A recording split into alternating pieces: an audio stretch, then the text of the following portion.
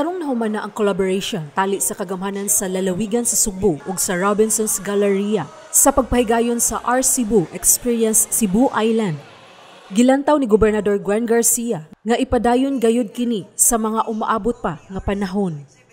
Ang katapusang hugna sa R-Cebu Experience Cebu Island gilusad ni adtong Biyernes, Hunyo 25 ug nagpakita kini sa mga produkto gikan sa segundo ug sixto distrito. Gitawag kini nga kalihukan nga District 6 and to the world. Gitahasan sa gobernador si Provincial Tourism Officer Marty Ibanez nga magsugod na sa pagplano alang sa second round sa R-Cebu. Hinaot unta nga niini nga atong culmination of the R-Cebu exhibits with the second and sixth districts. This will be the start of a long and enduring relationship between the Cebu provincial government and the Robinson's Galleria Management.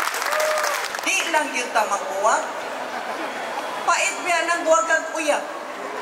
Mas pait pag yun. Kung magbuwag ang duha nga nagkauyon ang direksyon. So, Marty, start planning. Ato sa kalihukan, gihatagan og plaque of appreciation sa Robinson's Galleria si Gobernador Garcia ug Ibanez, agi og pagpasalamat sa partnership ug suporta sa R-Cebu exhibit. This signals to our country and to the world, over here in Cebu, we get it. We know how to balance health and the economy, and we're doing it right. We're moving on and we're moving forward.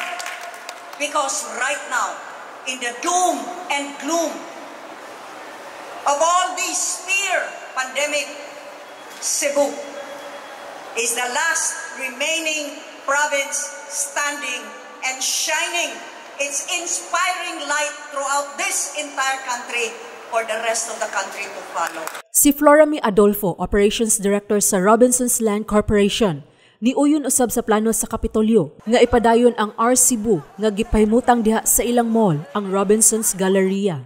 As they say, every end is a new beginning.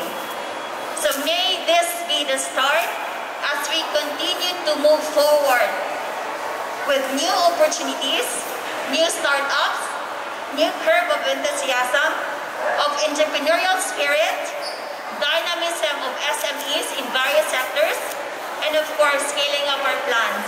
Matud ni Kongresista Emery Lollipop Owano Dizon, ang R-Cebu naghatag og oportunidad sa matag distrito nga ma-promote ang matag delicacies ug lain-laing mga produkto nga bunga sa pagkamamugnaon sa kalungsuran ug mga syudad sa lalawigan. This is proof that Cebu is making waves, making economic waves. Ay uban magsige pa maghiskot og problema. Pero kitang Cebu naka-move on na tago, di ba go? Munang dako kaayo ang atong pagpasalamat sa atong energetic governor. Ang maong programa nga gipasiugdahan ni Gobernador Garcia ug gibuksan ni adtong Enero ning tuiga, naghatag og dako nga kahigayunan sa kalungsuran ug mga syudad, labi na sa gagmay nga mga negosyante sa probinsya sa Sugbo.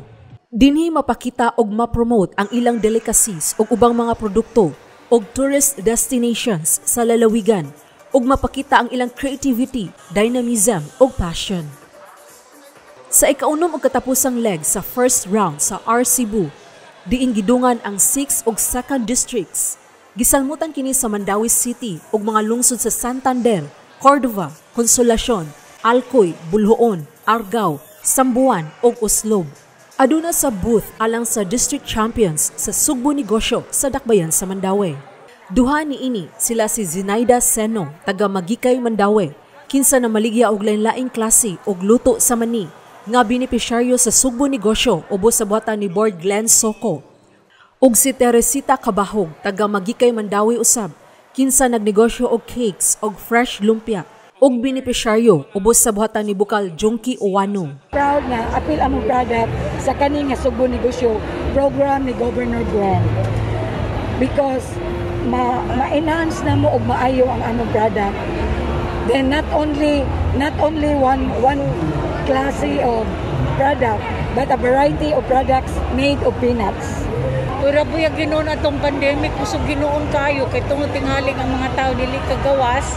So puros na lang pa-deliver na lang sila. Giganahan na lang sad ko nga, na-inspired ko nga magbuhat kay naamang pod sila mo support sa amoa.